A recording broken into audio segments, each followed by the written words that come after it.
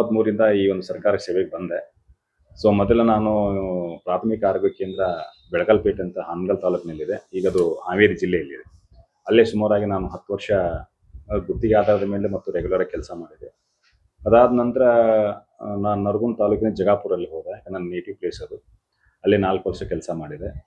ಅಲ್ಲಿ medical officer ಅಂತ. ಅದಾದಮೇಲೆ ಇಲ್ಲಿ ಧಾರವಾಡಕ್ಕೆ ಬಂದೆ. ಸುಮಾರು 2007ರಿಂದ 2016 ಮಟ್ಟ ಇಲ್ಲಿ ಒಂದು ಡಿಸ್ಟ್ರಿಕ್ಟ್ ಪ್ರಾಜೆಕ್ಟ್ ಮ್ಯಾನೇಜ್ಮೆಂಟ್ ಆಫೀಸರ್ ಅಂತ ಪೋಸ್ಟ್ನಲ್ಲಿ ವಿವಿಧ ಹುದ್ದೆಗಳನ್ನು ಮಾಡ್ಕೊಂಡು ಕೆಲಸ ಮಾಡಿದೆ.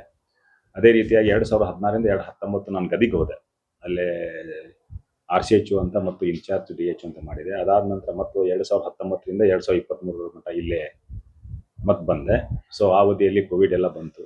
ಸೊ ಕೋವಿಡ್ನಲ್ಲಿ ನಾನು ಉಸ್ತುವಾರಿನ ವಹಿಸ್ಕೊಂಡಿದ್ದೆ. ನನಗೆ ವ್ಯಾಕ್ಸಿನೇಷನ್ ಆಗಿರ್ಬೋದು, ವಿವಿಧ ಕಾರ್ಯಕ್ರಮದ ಹುದ್ದೆಯನ್ನು ಹಚ್ಚಿದ್ರು. ಸೊ ಅದನ್ನು ನಿಭಾಯಿಸಿದೆ. ಮತ್ತು ಈಗ ಒಂದು 13 ತಿಂಗಳಿಂದ ಇಲ್ಲಿ ಜಿಲ್ಲಾ ಆರೋಗ್ಯ ಮತ್ತು ಕುಟುಂಬ ಕಲ್ಯಾಣ ಅಧಿಕಾರಿ ಕೆಲಸ ಮಾಡಿದ್ದೀನಿ. ಜಿಲ್ಲೆಯಲ್ಲಿ ನನಗೇನು ನಿರ್ವಹಿಸಿಕೊಟ್ಟಂಥ ಕೆಲಸಗಳನ್ನು ನಾನು ಒಳ್ಳೆ ಆಸಕ್ತಿಯಿಂದ ಕೆಲಸ ಮಾಡಿದ್ದೀನಿ.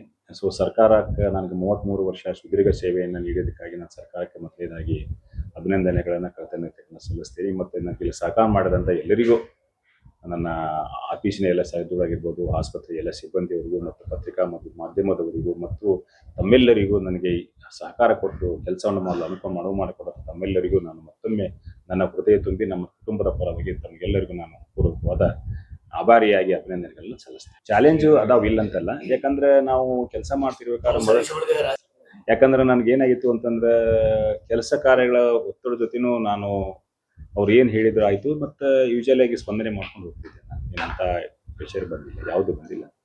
ಮತ್ತು ಯೂಶಲಿ ಆಗಿ ಸಬ್ಜೆಕ್ಟ್ ಬಗ್ಗೆ ನನಗೆ ಸ್ವಲ್ಪ ಜಾಸ್ತಿ ನಾಲೆಜ್ ಇತ್ತು. ನಾನು ಕೆಲಸ ಮಾಡ್ತಾ ಒಂದು ಹಂತದಲ್ಲಿ ಸ್ವಲ್ಪ ನಾನು ಯಾವುದೇ ರೀತಿಯಿಂದ ನಿರ್ಭೀತಿಯಿಂದ ನಾನು ಕೆಲಸವನ್ನು ಮಾಡ್ತಿದ್ದೆ. ಸಣ್ಣ ಪುಟ್ಟ ಬಂದರೂ ನನ್ನ ಮಾತಿನಿಂದ ಆಗಿತ್ತು, ಮತ್ತು ಅದಕ್ಕೆ ಏನಾದರೂ ಅವಶ್ಯಕತೆ ಇತ್ತು ಅಂದ್ರೆ ಅದನ್ನು ಪೂರೈಸ್ಕೊಂಡು ಕೆಲಸ ಸಂತೋಷ ನೀಡುವಂಥ ಕೆಲಸ ಕಾರ್ಯಗಳು. ಸಂತೋಷ, ಈಗ ನಾವು ಹೆಲ್ತ್ ಡಿಪಾರ್ಟ್ಮೆಂಟ್ನಲ್ಲಿ ನಾವು ಕೆಲಸ ಮಾಡೋದು ಪ್ರತಿದಿನ ಚಾಲೆಂಜಿಂಗ್ ಇದೆ. ಪ್ರತಿಯೊಂದು ನಾವು ಹಂತದಲ್ಲಿ ಏನಾಗಿತ್ತು ಅಂದ್ರೆ ನಾವು ಪ್ರೋಗ್ರಾಮ್ ಹೊಸ ಕೆಲಸ ಮಾಡ್ತಿರ್ಬೇಕಾದ್ರೆ ಈಗ ತಾಯಂದಿರ ಮರಣ ಮಾಡುವಂಥದ್ದು, ಆಸ್ಪತ್ರೆಯಲ್ಲಿ ಕೆಲಸ ಕಾರ್ಯಗಳ ನಿರ್ವಹಣೆ ಮಾಡ್ತಕ್ಕಂಥದ್ದು. ಯಾಕಂದರೆ ಈ ಜನರ ಎಕ್ಸ್ಪೆಕ್ಟೇಷನ್ ಭಾಳ ಜಾಸ್ತಿ ಇದೆ.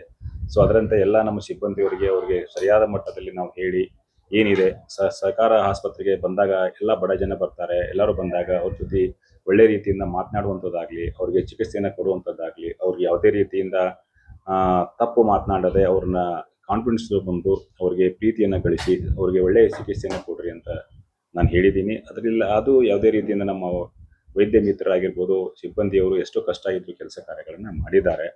ಮತ್ತು ಆ ನಿಟ್ಟಿನಲ್ಲಿ ಈಗ ನಾವು ನೋಡ್ಕೊಂಡಂಗಂತ ಜಿಲ್ಲೆಯಲ್ಲಿ ಅಂತ ಈಗ ಸಾಂಕ್ರಾಮಿಕ ರೋಗಗಳು ಅಂತ ಅನ್ಬೋದು. ನಾವು ಡೆಂಗು ಅಂತ ಮಹಾಮಾರಿ ಇತ್ತು. ಸೊ ಅವೆಲ್ಲ ನಾವು ಕಳೆದ 2-3 ವರ್ಷದಿಂದ ಅಂಥ ಸಮಸ್ಯೆ ಅಂತೂ ಜಿಲ್ಲೆಯಲ್ಲಿ ತಾವು ಇದ್ದೀರಿ, ತಮಗೆ ಗೊತ್ತಿದೆ. ಅಂಥ ನಿಬಿಡವಾದ ಸಮಸ್ಯೆಗಳು ಯಾವುದೂ ಬಂದಿಲ್ಲ.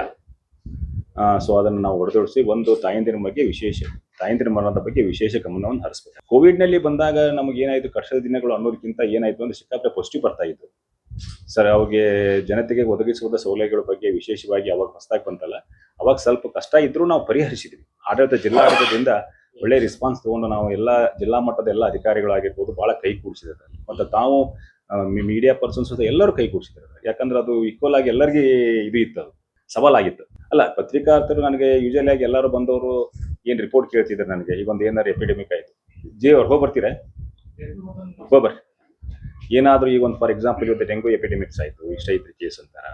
ಸೊ ಅವ್ರಿಗೆ ನಾನು ಡೆಂಗು ಅಂದರೆ ಏನು, ಡೆಂಗು ಬಗ್ಗೆ ನಾವು ಏನು ಅವೇರ್ನೆಸ್ ಕೊಡಬೇಕು, ಯಾವ ರೀತಿ ಅದನ್ನು ನಾವು ಪ್ರತಿಬಂಧನೆ ಮಾಡಬೇಕು, ಬಂದಾಗ ನೀವು ಯಾವ ರೀತಿ ಮಾಡ್ತೀರಿ, ಮತ್ತು ಮೇಲಾಗಿ ಈ ವರ್ಷ ಎಷ್ಟು ಕೇಸ್ ಬಂತು, ಹೋದ ವರ್ಷ ಎಷ್ಟು ಕೇಸ್ ಇತ್ತು, ಸೊ ಏನೇನು ಮಾಡ್ತಾ ಇದ್ರಿ, ಆ್ಯಕ್ಟಿವಿಟಿ ಯಾವ ತಿಂಗಳಲ್ಲಿ ಜಾಸ್ತಿ ಬಂತು ಅನ್ನೋದನ್ನು ನಾವೇನು ಮಾಡ್ತಿದ್ವಿ. ಕಳೆದ ವರ್ಷ ಯಾವ ತಿಂಗಳಲ್ಲಿ ಜಾಸ್ತಿ ಆಗಿತ್ತು ಅದನ್ನು ಈ ವರ್ಷ ಬಂದಾಗ ಅದನ್ನು ಪ್ರಿವೆನ್ಷನ್ ಮಾಡೋಕೆ ಇಮಿಡಿಯೇಟ್ ಆಗಿ ಆ್ಯಕ್ಷನ್ ತೊಗೊತಿದ್ವಿ. ಅಂದರೆ ಆ್ಯಕ್ಷನ್ ಅಂದರೆ ಅವೇರ್ನೆಸ್ ಕೊಡ್ತಿದ್ವಿ. ನಮ್ಮ ಹೆಲ್ತ್ ಸ್ಟಾಫಿಗೆ ಹೋಗಿ ಮನೆ ಹೇಳ್ತಿದ್ವಿ, ನಾವು ಹೇಳಿ ಅವ್ರಿಗೆ ಏನು ಮಾಡ್ತಿದ್ವಿ ಅದನ್ನು ನಾವು ಹೊಡೆದೊಡಿಸುವಂಥ ಕೆಲಸವನ್ನು ಮಾಡ್ತಾ ಇದ್ವಿ. ಸರ್ ಎಲ್ಲದಕ್ಕೂ ನನ್ನ ಒಂದು ಆತ್ಮಸಾಕ್ಷಿ ನಾನು ಹೇಳ್ಬೇಕಂದ್ರೆ, ಜಿಲ್ಲಾ ಮಟ್ಟದಲ್ಲಿ ನಾನು ಸುಮಾರು ಧಾರವಾಡ ಜಿಲ್ಲೆಯಲ್ಲಿ 2007ರಿಂದ ಆಲ್ಮೋಸ್ಟ್ ಆಗಿ 15-14 ವರ್ಷ ಕೆಲಸ ಮಾಡಿದ್ದೀನಿ.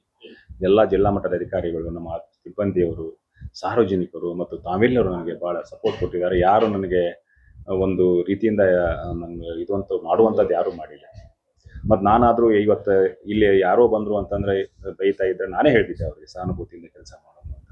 ಸರ್ಕಾರ ಜಿಲ್ಲೆಯ ತಾಲೂಕು ಆರೋಗ್ಯ ಅಧಿಕಾರಿಗಳು ಎಲ್ಲೋ ಒಂದು ಕಡೆ ಸ್ವಲ್ಪ ನಿರ್ಲಕ್ಷ್ಯ ಧೋರಣೆ ತಾಳ್ತಾರಂತ ಸ್ವಲ್ಪ ನಮಗೆ ಬಂದಿತ್ತು ಮಾಹಿತಿ. ತಮಗೆ ಏನು ಅನಿಸ್ತದೆ ನಮ್ಮ ಅಧಿಕಾರಿಗಳು? ಸರ್ ಯೂಶಲಿ ಆಗಿ ಯಾರು ನನ್ನ ಫೋನ್ ಬಂತು ಅಂತಂದ್ರೆ ಫಾರ್ ಎಕ್ಸಾಂಪಲ್ ನಾನು ಇಮಿಡಿಯೇಟ್ ಆಗಿ ಅವ್ರಿಗೆ ಫೋನ್ ಮಾಡಿ ಅದನ್ನ ಇಮಿಡಿಯೇಟ್ ಅಟೆಂಡ್ ಮಾಡಂತ ಹೇಳ್ತಿದ್ದೆ ಸರ್.